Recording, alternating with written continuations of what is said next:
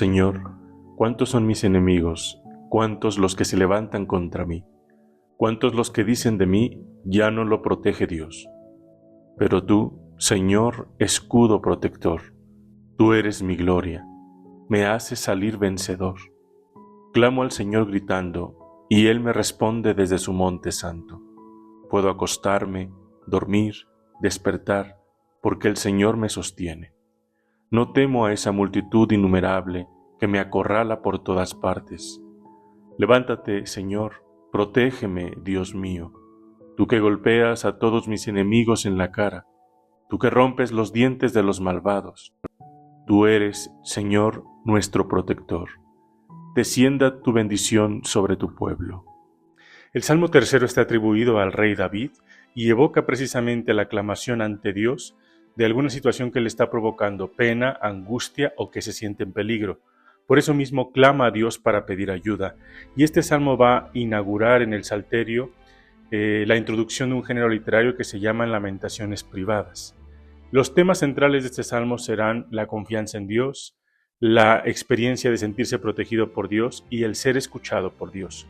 Con ello, evidenciaremos que la estructura de este salmo inicia siempre con una invocación con el nombre de Dios, después la expresión de la lamentación, en tercer lugar la expresión de la confianza en Dios y en cuarto lugar la petición que le hace el rey David a Dios para poder ser ayudado.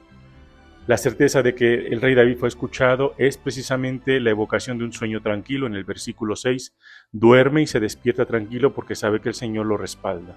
Esto después será ocupado desde una lectura cristológica para evidenciar que en el versículo 6 se está hablando de Cristo muerto y resucitado, aquel que se duerme en el sepulcro y al día siguiente despierta victorioso, venciendo sobre todos sus enemigos. Algunos versículos de los siguientes salmos, como es el 27, el 91, el 138, el 142 y 146, evocan precisamente esta reiterada confianza de que aquel que espera en el Señor no queda defraudado. Subrayarán sobre todo la importancia de sentirse felices porque todo aquello que le han pedido al Señor se los ha concedido y han salido victoriosos. Experimentan esta felicidad que les lleva a compartir con otros que Dios no defrauda. También el sentirse protegidos por Dios y el sentirse escuchados por Él serán elementos fundamentales que le permita al hombre identificar que a veces es necesario pasar por ciertas pruebas a causa de la angustia para fortalecer la fe y al fortalecer la fe saber que su fe se hizo madura por la confianza y la esperanza en Dios.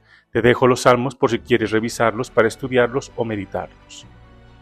La praxis bíblica nos va a conducir a poder extraer de este Salmo tercero un itinerario de vida espiritual o de vida de oración que nos permite saber qué hacer en el momento de la angustia o de la pena por la que estemos viviendo. Los seres humanos tenemos la experiencia de poder vivir entre satisfacciones personales y angustias o penas. Pero, ¿qué es lo que debemos hacer en estas angustias o penas? ¿Cómo podemos enfrentarlas?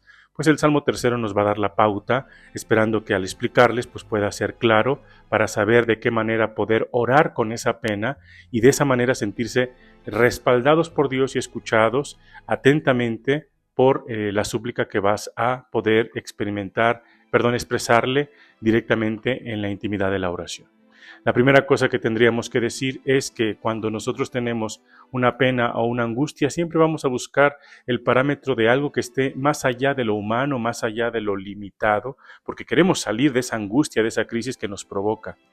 Esto nos lleva naturalmente a poder entender que la familiaridad que tenemos con Dios es lo que nos hace llamarle.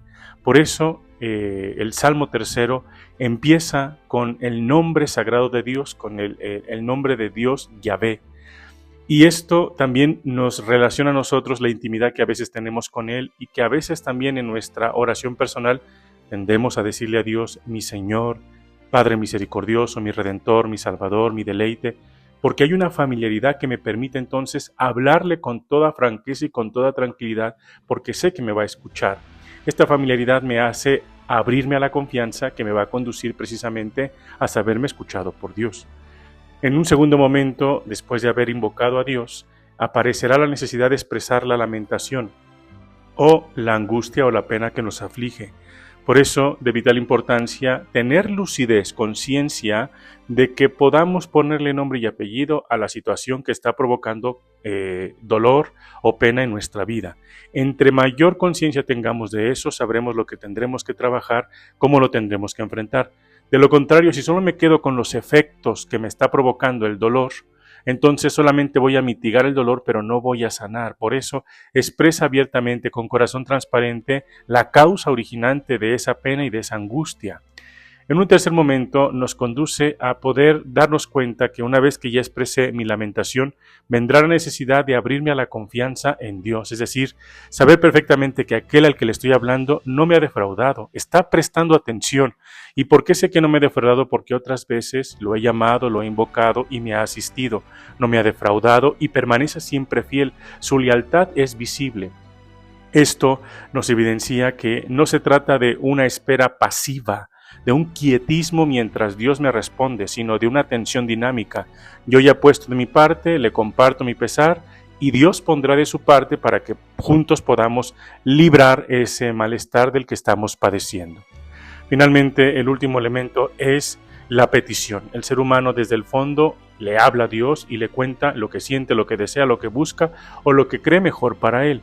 Por eso a veces utilizamos en estas oraciones muy personales, Señor, líbrame de esto, dame aquello, permíteme alcanzar esto, etc. Estas aclamaciones internas nos llevan a evidenciar que el ser humano le habla a Dios desde lo que cree conveniente para él. Pero lo importante es que el salmista nos invita a no permanecer con la mente cerrada, sino por el contrario, tener la mente muy abierta, porque sé que también Dios dialogará conmigo y me va a proponer algo mejor, algo que puede superar la expectativa de lo que yo he imaginado o lo que yo he expresado. Por eso es importante que estemos abiertos para poder dialogar con Él, porque el salmista no se porta inaccesible, por el contrario, se deja llevar por Dios y su conducción para poder salir de aquella pena que le está provocando angustia.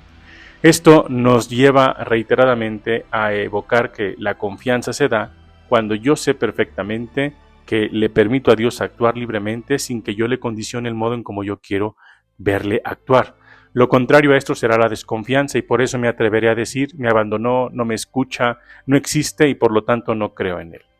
Ojalá que esta breve pauta de itinerario para saber cómo esperar la respuesta de Dios en medio de la angustia te sea de utilidad.